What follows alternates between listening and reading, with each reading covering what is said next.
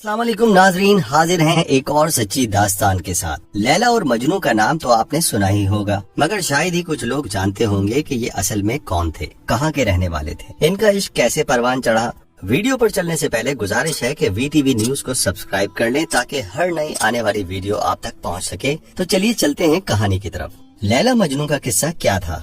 ये एक अरबी दास्तान है। इसके किरदारों को तारीखी तौर पर साबित माना जाता है। लैला मजनू दो हकीकी आशिक थे। सदियों तक इसमें बहुत कुछ अफसाना तराजी की गई। अरबी से फारसी में इसको पहले पहल रोदकी ने मुंतकिल किया, इसके बाद निजामी गंजवी ने इसको फारसी में लिखा। अब तक 1000 से जायद मर्तबा इस दास्तान को मुख्तलिफ जुबानों में मुख्तलिफ लोग नसर और नज़म में लिख चुके हैं। सबसे ज्यादा मकबूलियत और अहमियत निजामी गंजवी की मजनू का असल नाम कैस बिन अल मलूह बिन मजाहिम है।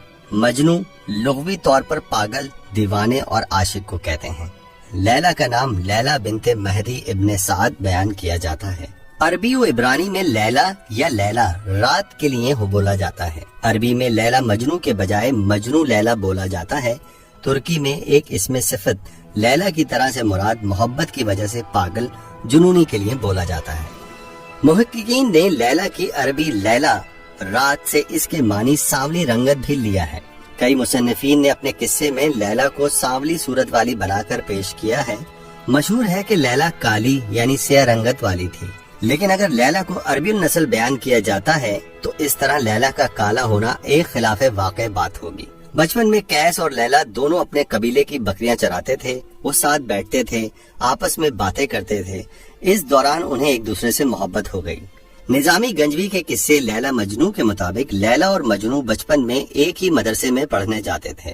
इनमें बाहमी उल्फत पैदा हुई। मजनू की तवज्जो तालीम के बजाय लैला की तरफ रहती, जिस पर उस्ताद से इसे सजा मिलती, मगर उस्ताद की छड़ी मजनू के हाथों पर पड़ती और दर्द लैला को होता। उस्ताद ने ये बात लैला और मजनू के घर वालों को बताई, जिस पर लैला के मदरसे जाने और घर से निकलने पर पाबंदी लग गई। एक दिन फिर मजनू की नजर लैला पर पड़ गई और बचपन का इश्क ताजा हो गया। मजनू ने लैला का हाथ मांगा, मगर लैला के बाप ने इनकार कर दिया। लैला का भाई तबरेज मजनू को मारने की कोशिश करता है, मगर मजनू इसको कत्ल कर देता है, जिस पर मजनू को सरेआम मोहब्बत का इजहार करने और लैला के भाई को मारने पर संसार की सजा सुनाई गई। कुछ कहानियों में तबरेज के कत्ल का किस्सा नहीं है, बल्कि रिश्ता देने से इनकार किया जाता है और कुछ अरसे बाद लैला की शादी किसी दूसरे के साथ कर दी जाती है, जिस पर कैस पागल सा हो जाता है। जामिया अजहर शोबा उर्दू के सरबराह डॉक्टर इब्राहिम मोहम्मद इब्राहिम अल मिस्री लिखते हैं कि लैला मजनू की शदीद इश्क मोहब्बत की कहानी कोई फर्जी दास्तान नहीं है, जैसा कि डॉक्टर तहा हुसैन ने ये ख्याल जाहिर किया है। ये पहली सदी हिजरी का सच्चा वाक़या है जो अरब के नज्द के इलाके में रूनुमा हुआ और लाजवाल बन गया। मजनू एक मालदार नजदी कबीले बनु आमिर के सरदार का बेटा था। वो एक गोरा चिट्टा, खूबसूरत और खुश गुफ्तार नौजवान था। शायर था। कैस ने लैला के ऊपर शायरी करते हुए एक जगह लिखा है तर्जुमा। वो एक चांद है जो एक सर्द रात में आसमान के वस्त में चमक रहा है। वो निहायत हसीन है, उसकी आंखें इस कदर सियाह हैं, उन्हें सुरमे की जरूरत नहीं। कैस के वालिदैन अपने खानदान के साथ लैला के वालिद के पास गए और लैला का रिश्ता मांगा। लैला के माँ बाप को दागे बदनामी गवारा न हुआ, उन्होंने रिश्ता देने से इनकार कर दिया। इस दौरान कबीले सकीफ के एक नौजवान ने भी, जिसका नाम वरद था, लैला को शादी का पैगाम दिया। लैला के वालिदैन ने ये रिश्ता कबूल कर लिया। कैस इस कदर मुस्तरिब हुआ कि वो बीमार हो गया। इसके वालिदैन ने चाहा कि वो अपने कबीले की किसी और खूबसूरत लड़की से शादी कर ले, मगर अब कैस लैला की मोहब्बत में इतनी दूर निकल गया था कि वापसी मुमकिन न थी। रफ्ता रफ्ता कैस की हालत ऐसी हो गई कि इसे अपने तन बदन का होश न रहा। लोगों ने कैस के बाप को मशवरा दिया कि वो इसे मक्का ले जाए और बैतुल्लाह की पनाह में दुआ मांगे। कैस का बाप अल मलू इसे लेकर मक्का गया और हरम शरीफ में इससे कहा कि गिलाफे काबा से लिपट कर लैला और इसकी मोहब्बत से निजात की दुआ मांगे। इसके जवाब में जब कैस ने ये दुआ मांगी कि ए अल्लाह, मुझे लैला और इसकी कुर्बत अता फरमा, तो अल मलू कैस को वापस ले आए। रास्ते में इसने एक जगह पहाड़ी पर अपने आप को गिराने की कोशिश भी की, मगर लोगों ने पकड़ लिया। अपने कबीले में वापस पहुंचकर कैस का बाप एक बार फिर लैला के बाप के पास गया ताकि इसे लैला की अपने बेटे से शादी पर आमादा करने की कोशिश करे, मगर फिर इनकार हो गया। लैला की शादी इस दूसरे लड़के से कर दी गई जिसका पयाम आया था। लैला खुद भी कैस की मोहब्बत में गिरफ्तार थी, मगर खानदान की नेकनामी और वालिदैन की अताअत से मजबूर थी। कैस को ये मालूम हुआ कि लैला की शादी हो गई है तो इस पर कयामत टूट पड़ी। इसका ज़हनी तवाजुन बिगड़ गया, वो अपने वजूद को भूल गया, गोशा नशीन हो गया और फिर एक दिन सहरा में निकल गया।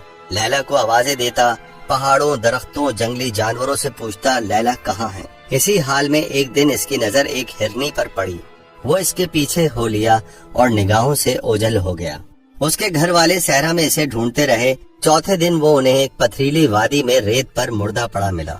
रिवायात के मुताबिक लैला भी शायरा थी और यही चीज जिसने इस मोहब्बत भरे किस्से को एक अलमिया बना दिया, जिसके लिए दिल और आंखें रोते हैं।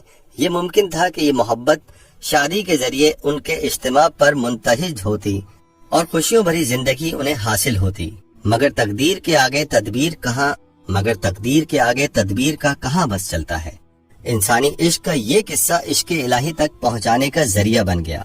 अमीर खुसरो ने इस वाक़े को 1299 ईस्वी में किताबी शक्ल दी और जामी ने 1448 ईस्वी में लैला मजनू पर 3860 सफ़ों की किताब लिखी। शिराजी जैसे बड़े फारसी शायर ने इस किस्से को 1520 ईस्वी में लिखा। बुल्ले शाह फरमाते हैं, कीता सवाल मियां मजनू नू तेरी लैला रंग दी काली है, दिता जवाब मियां मजनू ने तेरी आंख ना वेखण वाली है। कुरान पाक दे वरक चिट्टे उत्ते लिखी स्याही काली है, छड़वे बुलिया दिल दे छड़िया ते गोरी ते काली है। खुलासा तर्जुमा, किसी ने मजनू से कहा कि तेरी लैला तो रंग की काली है। मजनू ने जवाब दिया, तेरी आंख देखने वाली नहीं, कुरान पाक के सफेद कागजों पर काली स्याही से लिखा हुआ है। दिल के सौदे में काली और गोरी कोई मायने नहीं।